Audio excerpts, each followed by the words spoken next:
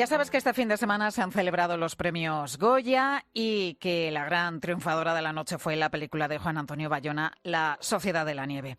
12 Goyas se llevó de 13 nominaciones posibles, incluidos los premios a Mejor Película y también Mejor Dirección. Una película que trata sobre el accidente aéreo que tuvo lugar en los Andes en el año 1972. De aquellos 16 supervivientes de aquella tragedia, el más joven de todos era Carlos Páez. Tenía 18 años cuando el avión se estrelló en los Andes, cuando cumplió los 19 ya en aquella cordillera. Sus padres nunca perdieron la esperanza de que Carlos volviera a casa. Durante aquellos 72 días convencieron a las autoridades uruguayas para que continuaran la búsqueda y además no pararon de rezar. Era una familia muy creyente. De hecho, en la montaña, Carlos era el que dirigía las oraciones y lo hacía con un rosario que él llevaba en su mochila.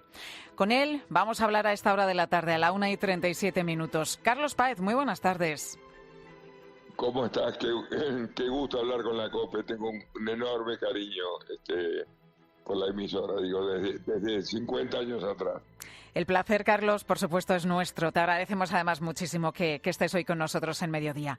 Hablábamos de ese rosario que llevabas siempre contigo. ¿Quién te lo regaló, Carlos?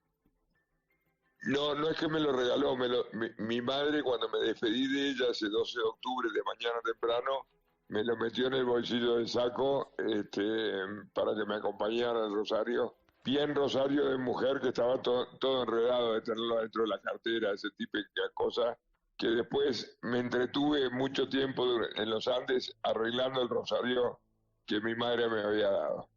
Pero fue fundamental el rosario porque era un momento de unidad, de cercanía con Dios, de no pensar en otra cosa. Creo que el rosario es más, de hecho, mi madre escribió un libro que se llama El Rosario de los Andes, porque era un momento de unidad de todos.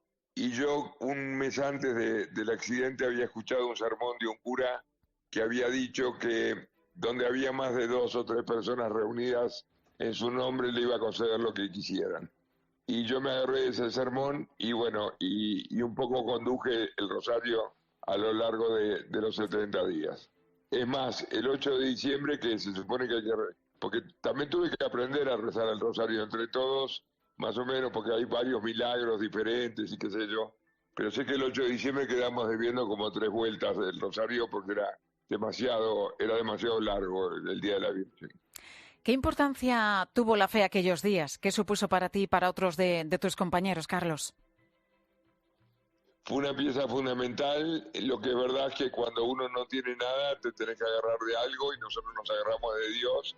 Y yo sobre todo de la Virgen, yo soy muy mariano, sobre todo de la Virgen de Fátima. Creo que Dios nos dio una mano, pero nosotros pusimos el resto. Yo creo firmemente de que a mí me encantaba el titular de la prensa chilena que decía, sí, Dios era el copiloto, porque fue parte de la historia, pero no resolvió, porque créeme también que solamente rezando de la cordillera no se sale. Y eso te lo puedo decir con propiedad porque yo fui el que más rezó en la cordillera. No te quepa la menor duda de que Dios era algo tangible en la cordillera. Y además aprendí de que Dios nos daba, cada vez que nos la creíamos, nos pegaba un garrotazo como diciendo, es por el lado de abajo, por el lado de la humildad. Si hay un instante clave en esos 72 días que permanecéis en la cordillera de los Andes, ese es el momento en el que Nando Parrado, Roberto Canessa y Antonio José Tintín empiezan esa marcha en dirección a Chile, una travesía que solo terminan 2 de ellos, Nando y Roberto, porque Antonio José se da la vuelta y que supone que finalmente os pueden rescatar.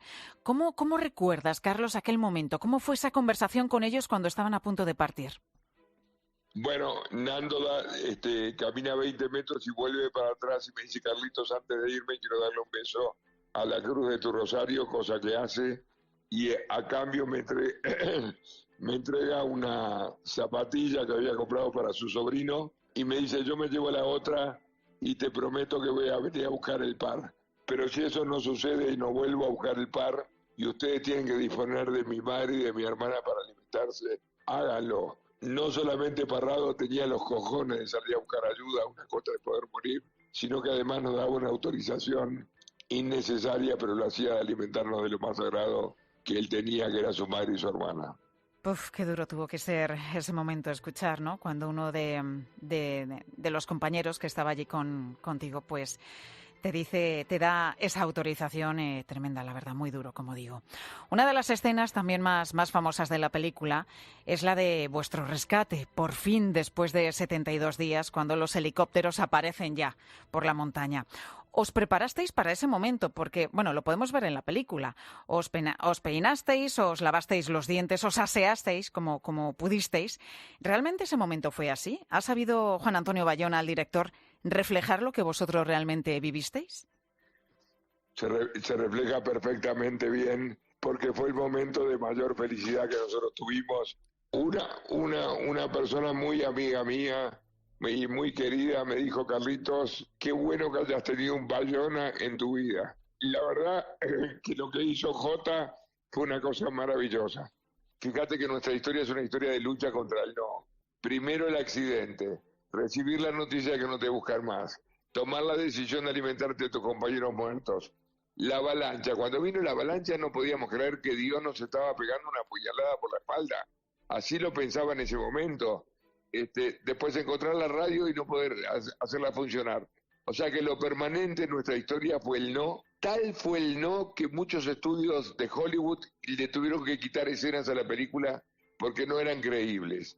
Pero yo creo que es un aprendizaje de que el vínculo, de que la lucha es por el lado de la humildad. Es más, esta historia que es una de las historias que tiene más glamour del mundo porque tiene estudios de Hollywood, tiene editoriales gigantescas, tiene 26 libros escritos, 9 documentales, 3 películas hechas, pero el vínculo con la sociedad fue a través de un hombre de campo, un hombre humilde que estaba pastando con su ganado.